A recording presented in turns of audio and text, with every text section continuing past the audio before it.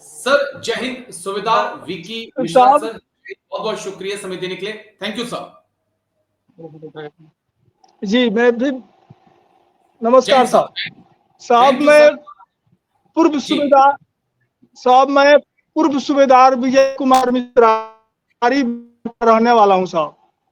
जी, मैं 9 बस अपने अप्रैल दर्शकों को एक बात बता देता हूँ साहब आपके बारे में। मैं अपने दर्शकों को बता दूं कि सूबेदार 2025 को विकी मिश्रा साहब जो हैं वो बिहार के रहने वाले हैं और सर के साथ 9 अप्रैल को एक बड़ी ट्रेजेडी हुई थी ईसीएचएस के अंदर, जहां पर उनकी वाइफ बीमार थी, उसको उनको ऑक्सीजन की जरूरत थी और वो आनंद फानन में अपनी मेरे वाइफ को ईसीएचएस लेकर के और उसी से उन्होंने रिक्वेस्ट की डॉक्टर से कि जल्दी से जल्दी उनको ऑक्सीजन लगाओ, लेकिन ऑक्सीजन की जगह जो है वहां पर जो स्टाफ था उन्होंने साहब के साथ दुर्व्यवहार किया, साहब के साथ मारपीट की और तो और साहब के सर पर चोटें जी भी की आई।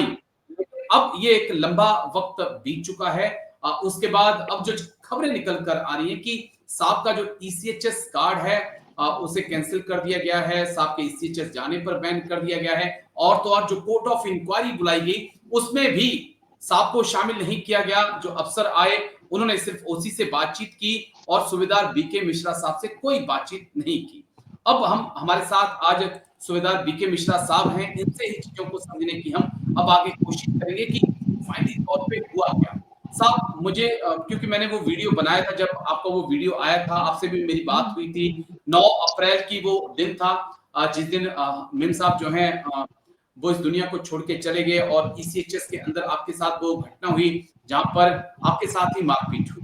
लेकिन अब उसके बाद क्या हुआ, क्योंकि कुछ खबरें ऐसी आ रही है कि आपका ईसीएचएस कार्ड जो है उसे टर्मिनेट कर दिया गया है। जो कोर्ट ऑफ इंक्वायरी हुई उसमें भी ओसी को क्लीन चिट दे दी गई है, आपको बुलाया तक नहीं गया। क्या हुआ साहब उसके बाद? उसके बाद साहब हम लोगों ने काफी चिट्ठी लिखी साहब। मैं पर्सनली जाकर चिट्ठी अपना यूनियन को भी लिखा, हर जगह चिट्ठी डिस्ट्रीब्यूट किया गया। उसके बाद वहां से फिर चिट्ठी आया कि 3 महीना के लिए कार्ड को 3 महीना के बाद खोल दिया जाएगा साहब।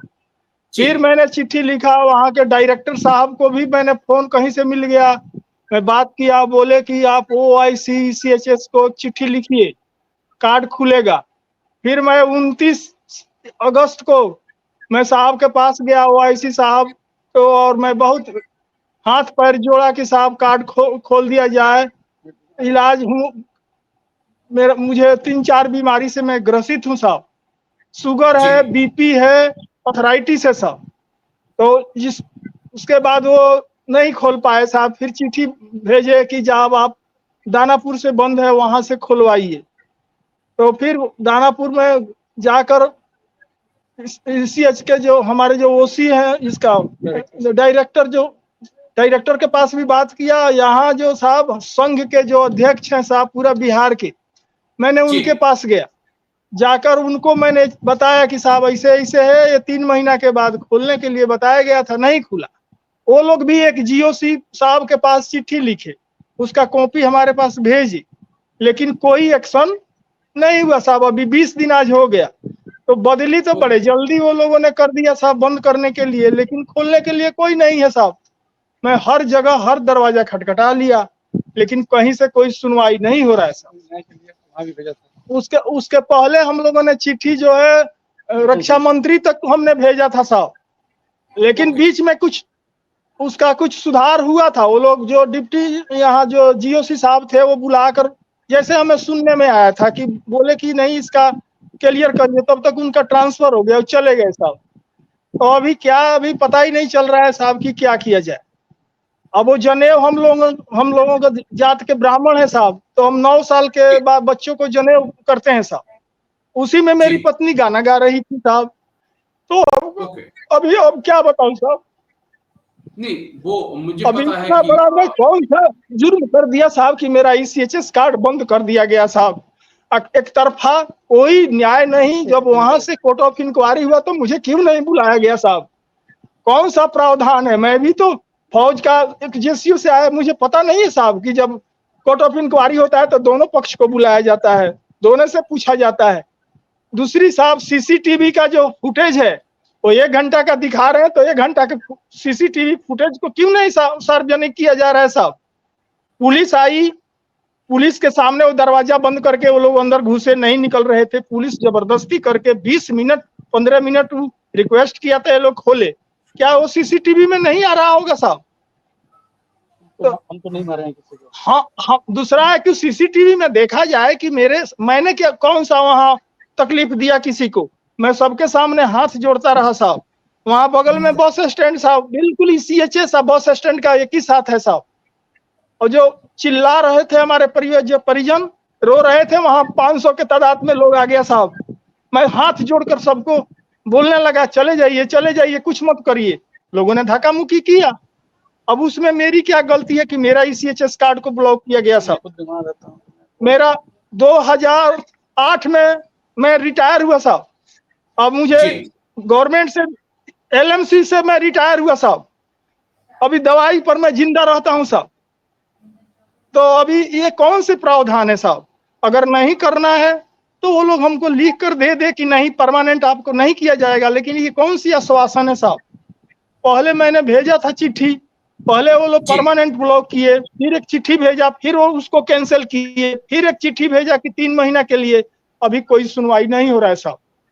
अब बताया जाए कि क्या किया जाए। मैं तो बताया था कि एक चिट्ठी लिखा हूं, मैं भी भेजूंगा आपके इस पर कि या तो हमें मृत्यु इच्छा दिया जाए साहब।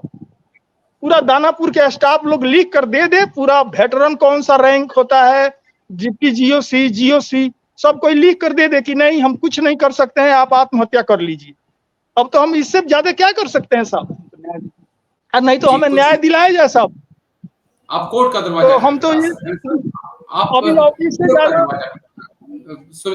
प्रधानमंत्री के साहब, एक प्रधानमंत्री के इसमें कोई दुष्ट आदमी कोई गाली दे दिया कि क्या किया। उसके पास पूरा भारत जो है, जायज है कि पूरा भारत उसका विद्रोह कर रहा है, उसका वो खंडन कर रहा है कि काहे किसी की माँ को साहब कोई शब्द बोले।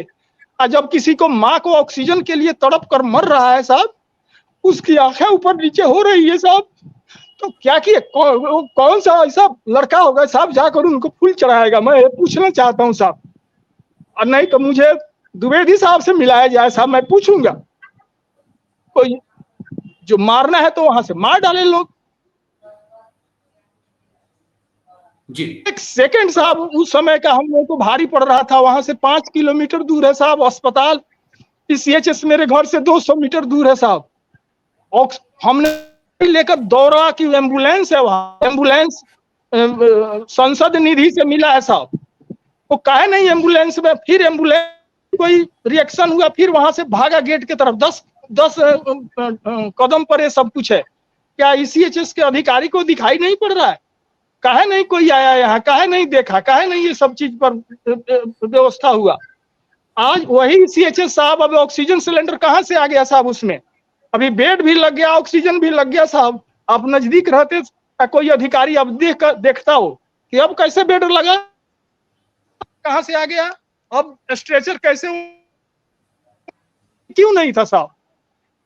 क्या CHS में पहले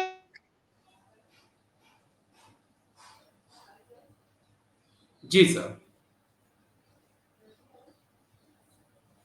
थोड़ा सा शायद आपके यहाँ पर नेटवर्क इसीलिए जी सर, जी बोलिए।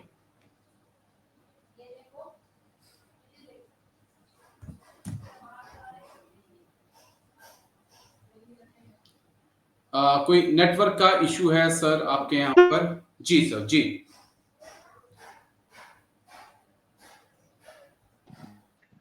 हरियाणा, राजस्थान, हिमाचल प्रदेश अगर वैसा हुआ रहता तो क्या हमारे साथ जो व्यवहार है वही व्यवहार वहां के लोग सहता साहब? मैं पूरा हिमाचल प्रदेश के अधिकारियों के साथ रहा है साहब।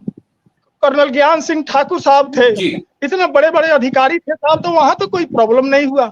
मैं तो आपसे रिक्वेस्ट करूंगा कि मेरा भी साहब, अगर आप फौजी हैं या जानते होंगे, मेरा नासिक से डॉक्यूमेंट्स मंगाया जाए। मेरा कोई भी काम साहब एग्जाम्पलरी से नीचे नहीं है साहब।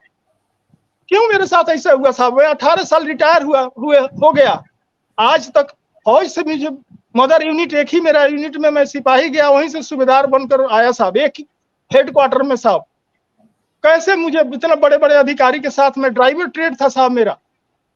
यहाँ आने के बाद क्या हुआ साहब, 59 साल की मेरी पत्नी मेरे से बिछुड़ा दिया गया साहब। बताया जाए साहब कि कभी मैं फौज में पत्नी को नहीं रखा साहब, मेरी माली हालत ठीक नहीं था साहब। अब यहाँ 59 साल में कोई पत्नी किसी से भी छूट जाए तो साहब उसको कैसा लगेगा साहब। समझ सकता हूँ सर, समझ सकता हूँ। लेकिन एक कोर्ट ऑफ इंक्वायरी का भी कोर्ट ऑफ इंक्वायरी हुई, आपने कहा है कि उसमें आपको नहीं बुलाया गया। ये कब हुई और इसके बाद क्या नतीजा निकला इस कोर्ट ऑफ इंक्वायरी का? क्या ओआईसी को ईसीएचएस के क्लीन चिट दे दी गई? कोर्ट ऑफ इंक्वायरी आए थे लोग दानापुर के साहब, वो लोग किए। मेरा पत्नी का उस दिन दूध का श्राद्ध चल रहा था साहब, तो एक आए थे मुजफ्फरपुर के शेखावत साहब करके, वो बुलाए, मैं गया, मेरे डेरा पर आए थे साहब। और वहां क्यों नहीं बुलाया गया साहब, वो ईसीएचएस में मुझे अपने लिख कर और मेरा कार्ड को परमानेंट ब्लॉक कर दिए। फिर एक चिट्ठी हमारे अध्यक्ष पटना वाले लिखे साहब, लिखे तो फिर एक सप्ताह के अंदर फिर वो कार्ड को खोल दिए। उसके बाद फिर 15 दिन के बाद फिर एक चिट्ठी भेज दिए कि नहीं 3 महीना के लिए ब्लॉक हो गया। तो आज 20 दिन हो गया। 20 दिन में मैं हर दरवाजा खटखटा लिया साहब, लेकिन कोई खुलेगा नहीं खुलेगा साहब। क्या होगा वो तो मुझे जवाब देना चाहिए। मैंने मेल भेज दिया, वहां के डायरेक्टर साहब से बात किया, उनके पास भी मेल भेजा, सब वेटरन साहब के पास भी मेल भेजा, कहीं से कोई हमारे पास कुछ नहीं आ रहा है साहब। कोर्ट ऑफ इंक्वायरी में साहब आप भी जानते होंगे, कोर्ट ऑफ इंक्वायरी में दोनों पक्ष को बुलाया जाता है कि एक पक्ष को बुलाया जाता है साहब? दोनों पक्ष रहते हैं साहब। तो वही मैं पूछ रहा हूँ साहब आपके माध्यम से कि मुझे क्यों नहीं बुलाया गया? अगर मेरे पास ऐसा था तो एक दिन लेट क्यों नहीं हुआ? क्या यही भारत के संविधान में है साहब?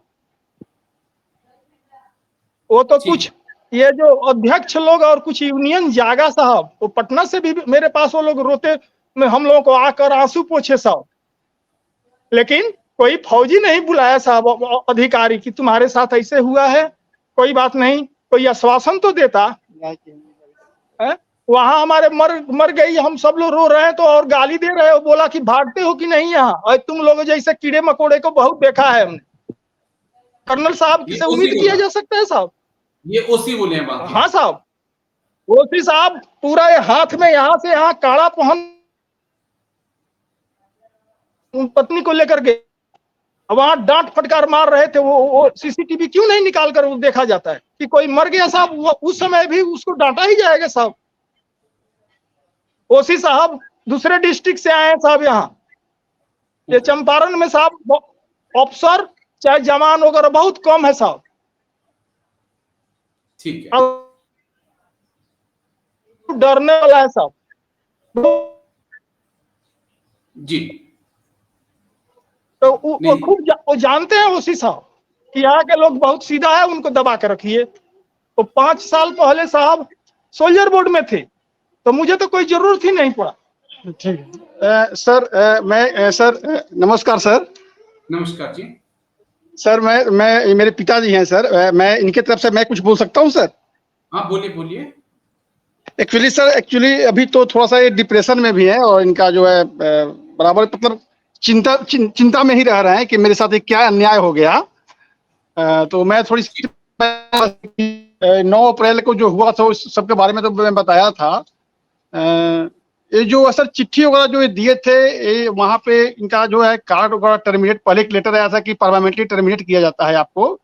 कोर्ट ऑफ इंक्वायरी जो हुआ था, कोर्ट ऑफ इंक्वायरी का एक लेटर आया था, उसमें दिया गया था कि आप मिसकंडक्ट किए, उसके आधार पर आपको टर्मिनेट किया जाता है परमानेंटली, आप कोई इसी चीज का बेनिफिट नहीं ले सकते हैं। फिर ये अपना एक लेटर जो है बनाए थे, डिफेंस मिनिस्टर के पास भेजे थे, जीओसी साहब के पास भेजे थे, एमओडी ईसीएचएस के पास भेजे थे, और जो है कर्नल वेटरन के पास भेजे थे। अपनी उसमें सारी प्रॉब्लम दिखाए थे कि सर मैं बीमार से पीड़ित रहता हूँ, मुझे आगे जो है सो प्रॉब्लम है, अगर मेरे साथ ऐसा हुआ तो मेरे साथ कुछ अनहोनी हो सकता है। फिर वो लोग एक लेटर भेजे कि ठीक है, आपको जो है हम जो चिट्ठी दिए थे कोर्ट ऑफ इंक्वायरी के द्वारा, उस चिट्ठी को हम लोग वापस लेते हैं। वहां से आया था। फिर हम लोग सोचे कि कार्ड जी, फिर उसके बाद हम लोग को लगा कि कार्ड खुल जाएगा। फिर उसके 10 दिन के बाद एक लेटर आया कि नहीं, आपको जो है 3 महीने के लिए टर्मिनेट किया जाता है। फिर 3 महीने अपना कुछ नहीं किया, 3 महीने इंतजार किया। लेकिन इनका है कि सर एक बार परमानेंटली किया जाता है, एक बार फिर चिट्ठी को वापस लिया जाता है, फिर एक बार 3 महीने के लिए टर्मिनेट किया जाता है। एक डिफेंस का जो है, एक क्या डिफेंस का रूल रेगुलेशंस है। जब हम चिट्ठी वहां पे जो है डिफेंस मिनिस्टर के पास भेजे तो डिफेंस मिनिस्टर के यहाँ से कुछ लेटर आया कि क्या आया, उसके एवज में ये लोग जो है सो चिट्ठी वापस लिए। मुझे सर ये पूछना है, कहना है कि क्या एक जो है, ये भी तो देश की सेवा किए हैं सर, 25 साल 26 साल नौकरी करके आए, देश की सेवा किए। इन सामने इनकी पत्नी को मार दिया गया, अपना हक मांगने गए थे, उनसे तो कुछ लेने गए नहीं थे, वो तो अपना जो हक होता है वही ना मांगने गए थे सर। उसके एवज में इनके साथ मारपीट किया गया, बहुत अभद्र गाली का, इनकी पत्नी के मरी हुई किसी की पत्नी के साथ अभद्र गाली का जो वो लोग बोले, उसके बाद जो है सो वहां पे माहौल जो है तनावपूर्ण हुआ और मारपीट हुआ। उसके बाद आज भी वो इस केस में वो जो है ओआईसी साहब डटे हुए हैं। कोई ऑफिसर साहब, जीओसी साहब संज्ञान लिए, कर्नल वेटरन साहब संज्ञान लिए, हर जगह लेटर भेजे, हर जगह मेल किए, लेकिन सर सब इनकी दुख दर्द को कोई सुनने वाला नहीं है। आज ये भी कह रहे हैं साहब कि हमको जो है कोई सुनने वाला नहीं है तो हमको इच्छा मृत्यु दे दिया जाए। फिर हम किस लिए जिएंगे, पत्नी मर ही गई। हम जो एक एक दिन जो है जीवन मौत से जूझ रहे हैं, हम एक एक दवाई के लिए तरस रहे हैं, उतने बड़े तो हम हैं नहीं। और ये अधिकारी लोग मिलकर के जो है कोई सपोर्ट नहीं हमको कर रहा है। वो अधिकारी वहीं पे बने हुए हैं, वो नौकरी कर रहे हैं और हमको कोई बेनिफिट नहीं मिल रहा है। तो ये क्या क्या सर, ये क्या लोकतंत्र है, क्या संविधान है? हम लोग तो बोलते हैं कि मेरा देश महान है, हम लोग के सर देश में क्या यही महान है?